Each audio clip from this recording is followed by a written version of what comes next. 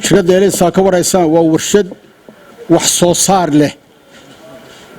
wax soo saar samaysay shaqaale qortay gobolka ka muuqatay iyo dalkaba baahiyo badan oo aynu dibadda ka keenaynay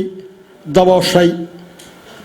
waa ka waraysan China Turkiga iyo meelo kale wax ka keenaa intan ay halkan imika ay halka in ka muuqato badankeeda meelo badan baynu ka keeni jirnay ama imika ba laga keenaa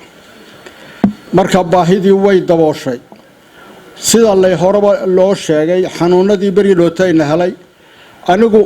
ayaamaha Jabuuti baan joogay kulli aan tagay saabunta lagu faraxalanayo koone hoteelada waaweyn ee Jabuuti ku yaala saabuntaas lagu faraxalanay iyo meel kasta iyo guriyaha supermarketada ka iibsadaan anigu ana garanay iyagona ay garanay marka waxay muuqatay ilaahay ma hadii xanuunkan inoo yimi waxay meelaha ka faa'iiday ka mid tahay xanuunkan inoo yimi meelana bacmushariga meelana way ku khasaareen oo way jabeen oo ay shirkadii dayuuradaha ka mid yihiin meelana way ka faa'iideen shirkadana waxay noqotay tii ka faa'iiday waayo saabunteedii iyo wixii ba loo baahday marka horta waxyaabaha ka faa'iiday waxa ka mid ah xanuunadan hadalkii oo shirkadda telefoonada waa la hadlay internet baa la isticmaalay waa marka iyana way faa'iido keeneen oo faa'iidaan ka helayadana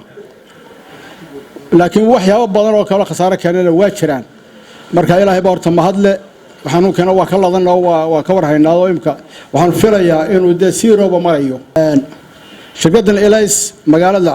waxbay ku soo kordhisay shaqo abuur bay keentay alaab dibadda laga doonayay inoo soo dhaweysay dawladana waxaan ka codsanayaa inay cashuurta wax soo saarka la dhiiri geliyo oo wixii iyadu ay samaysay ee halkan keentay markii dadkii ku filaadeen waxa shirkadaha kale la keenayaan ee la midka ah cashuurta lagu kordhiyo anu joojiyo oran maaye in yarno sare loogu qaado si tan u socoto dunidu way dhiiri gelisaa bacmushari walba dawladdu waliba waxay dhiiri gelisaa dadkeeda oo ka haysa oo markay dibadda u baxayaan bacmushari ba inta daba yaacay dawladaha imika caalamkan iyo lacagaha ka dhageysano madaxweynayaashu markay meelaha marayaan bacmushari bay sitaan oo markuu isagu siyaasadda ka hadlayo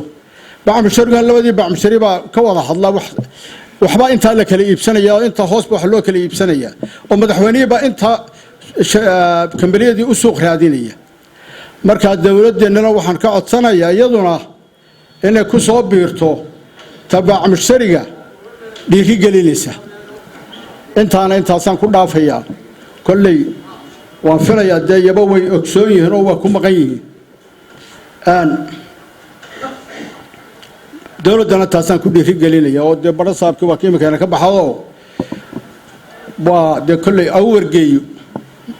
madaxweynihii iyo dawladdii uu wakiilka ka ahaa iyo madaxweynuhu kolley dee waa iska dhegaysanaya warkaygan oo dee dawladdu shaqo kale lama hayo warun baa la tabiyaa waxaa yaryar halkaa imika kameradaad sitaa shaqo kale ma hayaan salaadiintana waxaan ku dhiiri gelinayaa war nabaddii siba yar leedahay war nabadda adkeeya oo dadku idinka ay idin maqlayaan anigu bacmushari baanu nahdo annagu waxaanu shilin u geey baanu ku maqannahay laakiin nabadda idinka ku maqan annaga lacagti baanu ku maqannahay war suucaanka ma nuurow annaguna lacagti yaanu ururinayna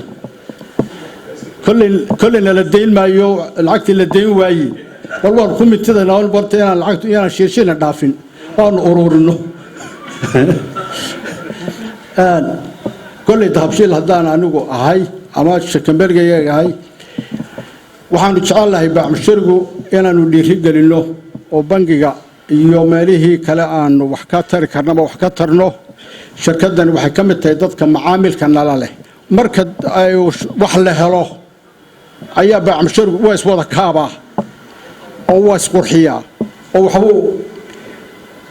midda meel marna waxba lagama helo laakiin meesha wax yaalunba wax laga helaa oo bacmusharigu waxbuu istaraa magaaladana waxbuu taraado quruxdu waxa la hogaago dawoo kala barya tagaa أنا وجعله برعو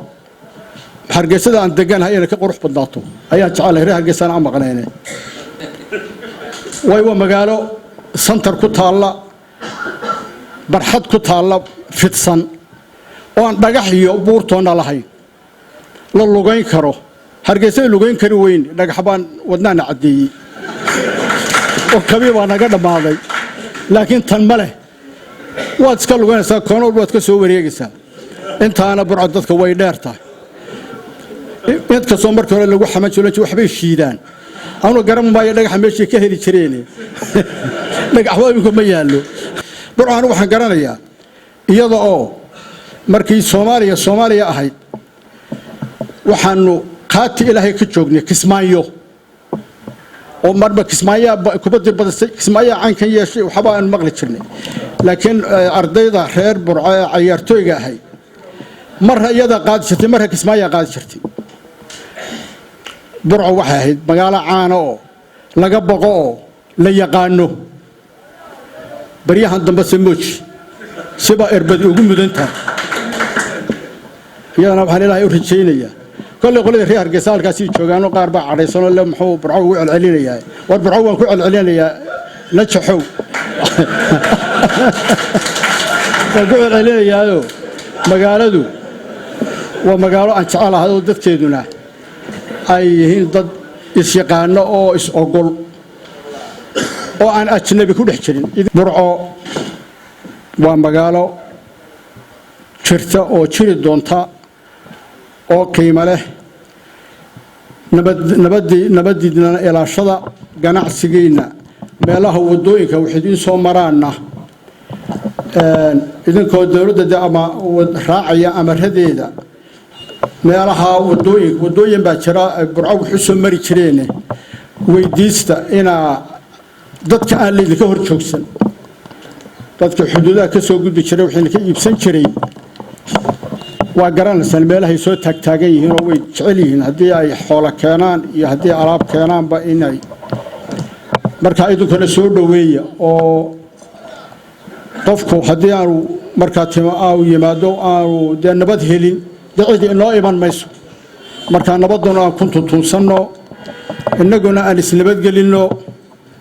wadacadeena aan iibsano والسلام عليكم ورحمة الله وبركاته